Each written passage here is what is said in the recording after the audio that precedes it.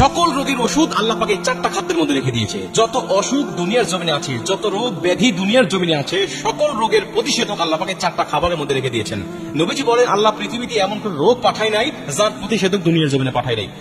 এবং এই প্রতিষেধকের সাথে রোগ যখন যথার্থ মিলে যায় তখন আল্লাহ পাক তাকে সম্পূর্ণ মুক্তি দান করে দেয়। নবীজি বলেন, চারটা খাদ্য তোমরা বেশি বেশি খাও, এর মধ্যে আল্লাহ পাক সকল রোগের প্রতিষেধক রেখে দিয়েছে।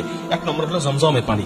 জমজমের পানির মধ্যে আল্লাহ পাক অনেক প্রতিষেধক রেখে দিয়েছে এবং এই পানির মাধ্যমে মানুষ আল্লাহ পাকের নৈকট্য অর্জন করতে পারে। এই পানি খেয়ে যদি কেউ আল্লাহ পাকের কাছে দোয়া করে, আল্লাহ পাক তার দোয়াটাও কবুল করে, তার মনের আশা পূর্ণ করে। এটা দাঁড়িয়ে পান করতে আপনারা জানেন। এই পানি খেলে যে রোগ প্রতিরোধ ক্ষমতা বাড়ে বা মানুষ সুস্থ হয়, এটা তো মানুষ প্র্যাকটিক্যাল দেখতেছে। হাজার হাজার মানুষ অসুস্থ অবস্থায় সৌদি যাচ্ছে, মানুষ অসুস্থ অবস্থায় উমরা এবং হজ করার জন্য যাচ্ছে এবং গিয়ে সেখানে ইচ্ছা মতো পানি পান করতেছে। যারা উমরা এবং হজে যায় তারা জানেন যে তারা সর্বসময় এই জমজমের পানি পান করে। ওখানে গেলেও খায়, হারাম শরীফের এরিয়ার মধ্যে গেলেও খায়, আবার বাসায় আসার সময় সেখান থেকে পানি নিয়ে এসে বাসায়ও সেই পানি খায়।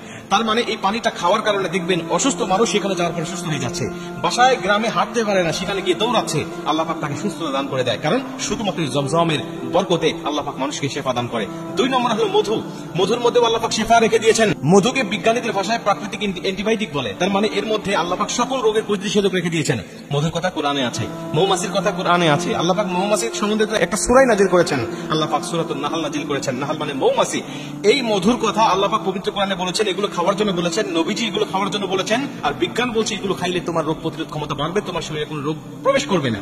তার মানে কোরআনের সাথে হাদিসের সাথে বিজ্ঞানের কথাও মিলে যাচ্ছে। এজন্য এগুলো বেশি বেশি খাবেন। নবীজি এগুলোকে হাতের উপর রেখে চেটে খাওয়ার কথা বলেছেন। তিন নম্বরে কালো জিরা। কালো জিরা, নবীজি বলছেন কালো জিরা কেমন জানো? এটা মৃত্যু বাদে সকল রোগের প্রতিষেধক। সকল রোগ থেকে এই কালো জিরা হেফাজত করতে পারে, মানে মরণ বাদে সব রোগের প্রতিষেধক করতে পারে এই কালো জিরা।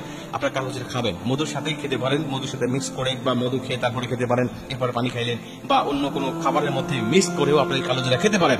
এই কালো জিরা অনেক ফজিলত, এটার মাধ্যমে আল্লাহ পাক আপনাকে হেফাজত করবে, রোগ থেকে আল্লাহ আপনাকে মুক্তি দান করবে। এবং 4 নম্বরে সবচেয়ে গুরুত্বপূর্ণ বিষয় সেটা হলো খেজুর। খেজুরের মধ্যেও আল্লাহ পাক প্রতিষেধক রেখে দিয়েছে। এটা আপনার শরীরের জন্য অনেক এনার্জি রেখে দিয়েছে। এটা যদি আপনি নিয়মিত খেতে পারেন আপনার শরীরটা সুস্থ থাকবে এবং শরীরে এনার্জি ঠিক থাকবে। আপনারা জানেন সাহাবীদের রান্না হতো না ঠিক মতো, চুলায় 1 দিন 2 দিন 5 দিন 7 দিন পর্যন্ত আগুন জ্বলে না, অথচ তাদেরকে কাজ করতে হবে, তাদেরকে মরুভূমির মধ্যে ছাগল চড়াইতে হবে, তাদেরকে বিভিন্ন যুদ্ধে অংশগ্রহণ করতে হবে। এই এনার্জি, এই শক্তি তারা কিভাবে পাবেন? 2টা 3টা খেজুর খেয়ে তারা সারাদিন যুদ্ধ করেছে, সারাদিন কাজকর্ম করেছে, মরুভূমির মধ্যে তারা ছাগল উট তড়িয়েছে এই খেজুর খেয়ে। খেজুরের মধ্যে আল্লাহ পাক এত ক্ষমতা, এত শক্তি রেখে দিয়েছে শুধু মানুষের জন্য। এজন্য আপনি 4টি খাদ্য বেশি বেশি খাওয়ার চেষ্টা করবেন। এই 4টি খাদ্য নিজের সংগ্রহে রেখে দেবেন। যখন সুযোগ হবে, যখন প্রয়োজন মনে হবে, তখন আল্লাহ পাকের কাছে খাবেন। কারণ আল্লাহ আপনাকে এর মাধ্যমে সুস্থ করতে চায়। আল্লাহ কেন সুস্থ করার জন্য মানুষগুলোকে এত সুযোগ দিচ্ছে, এত আয়াত, এত দোয়া, এত খাবার আল্লাহ পাক মানুষগুলোকে শিখাচ্ছে? এর কারণ হলো